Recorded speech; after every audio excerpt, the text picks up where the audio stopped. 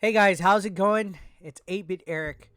Welcome back to Mommy's Basement, aka the Command Center. Now, I'm a few days late on this. I'm going to give my thoughts about the Xbox showcase. There was a lot of stuff revealed, and I know for the most part people were mixed on it. Why does it always seem that when Xbox does a presentation, there's a lot more of a vocal, I guess, polarizing battle of gamers out there on social media? I have no idea. Uh, One thing that I saw was that a lot of people were just saying it was games and games and games and games that they didn't care about, which is fair. There's a lot of stuff out there that was shown during this presentation that might not be your cup of tea. There was a lot of indie titles, a lot of PC titles, a lot of stuff being ported over to Game Pass and PC and xCloud. And you got to remember, one of the main things that Game Pass is offering right now is the possibility of being able to enjoy video games on the Xbox ecosystem anywhere. You know, you can cast it onto your TV, cast it onto your computer, cast it on your phone. Anywhere that has Chrome capabilities has potential to use the xCloud. And that's what Microsoft is focusing on. That's what Microsoft wants to do with its Game Pass offering. And the thing about having a service like Game Pass, just like with a service like Netflix, is you're going to have a lot of filler titles out there. You're going to have a lot of content. So it seemed to me like the showcase was focused on showing off a lot of filler, showing off a lot of games to fill this library. They need titles to come in and give content to owners. And you got to remember, just because you don't like a game doesn't mean I don't like it. Or just because I don't like a game doesn't mean you like it or don't like it. There's different strokes for different folks, you know, and especially when you're dealing with a huge, wider audience that Game Pass offers. Because you're not just getting hardcore gamers, you're getting casual gamers now, PC gamers, mobile gamers, gamers that are just, you know, looking for content to fill the void. So not everybody's gonna want, you know, these huge mega AAA open world games. Some people are content with bare minimum shovelware indie titles. So this presentation to me with Xbox was about showing as many games as possible that are coming to the Game Pass platform. Because how many of these at the end of the trailer did you see coming to Game Pass? Day one Game Pass, blah, blah, blah. This was a Game Pass showcase at the end of the day, and that's what their goal is. I was impressed with the amount of games that they showed off during the showcase. Overwatch 2. They ported some of those League of Legends games over with Game Pass benefits. So now they're on Game Pass with added Game Pass benefits. A teaser of Grounded. Redfall looked amazing. There were some other FPSs out there and other open world games that escape my mind right now. I think one of them was called High Life. High Life looked like it was a lot of fun, or High on Life looked awesome. We got updates for Elder Scrolls Online, Fallout 76, Flintlock looked pretty cool. Lightyear Frontier looked cool. I like the new the Arc 2 trailer, even though that guy looked like Vin Diesel on it. And then, of course, you know, A Plague Tale, the sequel for that. Now, there was some that are going to be multi-platform, so some of these are going to be PC, some of these are going to be on PlayStation 5, but there was a fair amount of content shown here that I think is going to be worth checking out. Again, as a variety streamer, as somebody that makes videos and content, I tend to not get kind of bummed out when I see a bunch of games announced, because then I'm like, okay, this is stuff that I'm looking forward to checking out, even if I'm not interested in it. Do you know how many times I play a game that I have no interest in on stream, or I cover a game that I have no interest in, or I make a video, like, almost near daily? Do you honestly think most of the games I cover on this channel I even had any remote interest in checking out? No. My genre, I would say, is maybe open world RPGs, maybe, you know, neo retro twin stick shooters, survival based games, stuff like that. I'm more of like a huge open world type of guy with like crafting and exploration, fast travel, like a Fallout, a Skyrim, you know, an Assassin's Creed, stuff like that. That's my bag. So a lot of the games that were announced, I'm definitely not personally interested in. So I could vouch with you guys on that, saying, you know, that there's not enough hits, that Xbox needs to come out and deliver on making some huge first party titles like Sony does. You know, Sony has a God of War and, you know, The Last of Us and all that. But let's be honest, Sony's starting to get into the remaster remake craze as well. Like, they're just rebooting all their titles. They're moving their stuff to PC as well. Xbox at this point is just looking to gain content and properties to flesh out Game Pass more. They're not hiding it anymore. And again, that's what the showcase, I feel, was personally about. Well, there was potential for stuff here. Like, I think Redfall is going to be a great fucking game. I know it doesn't look like everybody's cup of tea. People might be fatigued from FPSs. But I personally think it's going to be a lot of fun. Taking a look at, you know, the graphics and stuff that they show. It kind of has like a cartoony Fortnite look. We're going to take a look at one of the trailers. This is the GameSpot. Like, they have like a sizzle reel of everything that was announced. So you can see Redfall kind of has this cool dark, but also almost like a Fortnite vibe. Like, you know, it's kind of like in the middle between realistic and cartoony. I think this is going to be a sleeper hit. I think a lot of people are going to enjoy checking it out. It's still coming 2023. We also got Silk Song. This is the sequel, or the sequel to Hollow Knight. I haven't played the original, but I've heard a lot about this. A lot of people are anticipating this game. It looks like a lot of fun. There's no release date on this, but how can you be mad about this being shown? Maybe mad about a release date not being given, but it's coming to Game Pass, you know? And then this one, I mentioned High on Life. High on Life, this looks like a lot of fun. I mean, look at that gun. Look at the cartoony atmosphere. Look at the character models. Like, how is this mid-tier to anybody? Is what I don't get. Like, I heard a lot of people complaining. Like, I don't get it. That's coming out in October. Like, holy crap, I get a fun-looking FPS game to play in October? Like, to me, that's... I would rather a presentation be about games that I'm going to play in the next 6 months than a whole bunch of teasers of logos like Skyrim 6 or Elder Scrolls 6 coming soon. And it's like, I don't hear about it for 5 years. Like Bayonetta 3. Why the fuck did Nintendo announce that like 4 fucking years ago if it's still not out, if it's still not ready? I will never get that. But there was all sorts of stuff on here. There was that Hot Wheels Forza Horizon 5 collaboration. I mentioned Plague Tale Requiem. I enjoyed the first Plague Tale Innocence. It was like a 3D open world stealth type of game. That's going to be a lot of fun, but that'll probably also be on PlayStation again, as I mentioned. But honestly, you got to remember a total variety of games for everybody. Racing, Forza Motorsport. I hear so much about this from RGT85.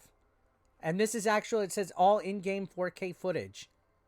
Like, that looks great. Spring 2023. I'm not a racing fan, but you see just between all that, Flight Simulator was also shown. Racing, flying, platforming, FPSs, RPGs. You gotta remember, it's all about the content. Look, we even have the Overwatch 2 announcement. This is gonna be on everything as well. Overwatch was on everything. But, you know, I guess the main problem that people have with Xbox is that they want these huge exclusives.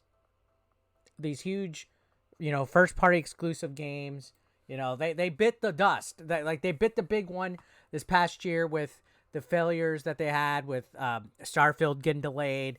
I mean, seriously, I think the last major first-party game that Microsoft released was Halo. And that was at the end of 2021. So 2022 has not had anything huge and exclusive. Like a huge, mega exclusive hit. That's the main problem, I guess. And I could understand that with people shitting on the showcase. But there's no way, you know, you just got to move on from that. We're over it. We're coming into July here in a couple weeks. Xbox fucked up this year. Their delays fucked up, but I think they're trying to make good this next year with their Game Pass platform, and now they definitely have to shape it up or step it up with the way that PlayStation Plus Premium is handling itself here in the new future. But I don't think we're really ever going to see a focus of first-party exclusive titles on Xbox. solely because their main business is focused on Game Pass and enriching that library and growing that library to have content. And that means they got to have a lot of third party, cross platform, indie titles that we might not be interested in. So, you know, it's something that we're unfortunately going to have to deal with. But I think we might see some surprises this next year. Just unfortunately, we didn't see them during this presentation. But there was still cool stuff like Naraka. I believe this game was called Naraka. Or no, this was Flintlock. No, Naraka was a different game that was very similar to that. Then we got this Minecraft Legends game. But yeah, see, even then I just confused two of the games, Flintlock and Naraka, because they're both similar in its presentation. Where yeah, there's a lot of clones of games. Games are almost like very much alike, and that's one complaint I heard about this showcase was that people were saying, man, so many of these games are just rehashed ideas, rehashed type of games. Where's something new? Where's something exciting? You're not wrong on that. But, I mean, the video game industry has been around for so long, and its current, state, since, like, the PS3 dates to, like, now. So many of the third-party, open-world, FPS, RPG games, there's only so many, like, interesting, unique ideas that we can get now. I think we definitely hit a creative burnout spot as far as games go. Now I think it's all solely in the art direction and in the story and plot, which is why games like Last of Us have done so well. Games like Shadow of the Colossus, certain games that hit a different note of creativity as opposed to gameplay mechanics. Because if a game's good, it's good regardless of how it looks.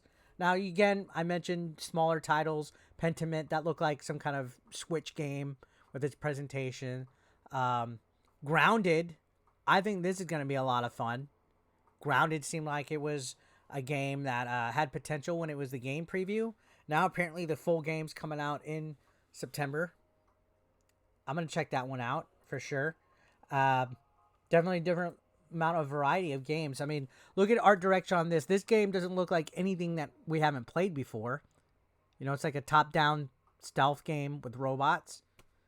But it's all in the presentation and story. It's all in how the game presents itself, honestly, these days when it comes to certain things. And, of course, like right here, this looks fucking amazing. Like, who wouldn't want a top-down, gory, hack-and-slash Diablo game? Like, that game's going to sell itself. It doesn't matter how well Diablo is because it's going to sell itself. We have the Sea of Thieves update coming as well. So it's about building that core player. You saw a lot of these things like Sea of Thieves. They're pushing the fact that over 30 million players are playing it. It's all in building that community on Game Pass. That's what they're wanting to focus in. Now, don't think I'm taking it easy on Xbox, all right? Because I know somebody's going to say, man, Eric is just gushing over this Xbox showcase presentation. Was it underwhelming? Yeah, I could see that. I could see, okay, it's just a whole bunch of quantity over quality as far as these games go. And I'm going to be honest. Do you know how many times I play games that I have no interest in on my channel? All the fucking time. But you got to look at it as they're trying to build Game Pass. So many of these games that I play, I really don't want to check out. I'm completely bored streaming some of the games I play or make videos of. I'm like, fuck, this is just terrible. I'm going to uninstall it the second I'm done streaming it. Never going back to it again. But you got to remember, the gaming ecosystem is so much more bigger than us, guys. What I don't like, somebody else might. Or 1,000 people might. So, I think, in a sense, while this presentation might have been underwhelming, it was good that they showed so much in regards to Starfield, which I was 110% sold on that at this time. That game looks like it's going to be fucking amazing and phenomenal, which we're going to be talking about that right here.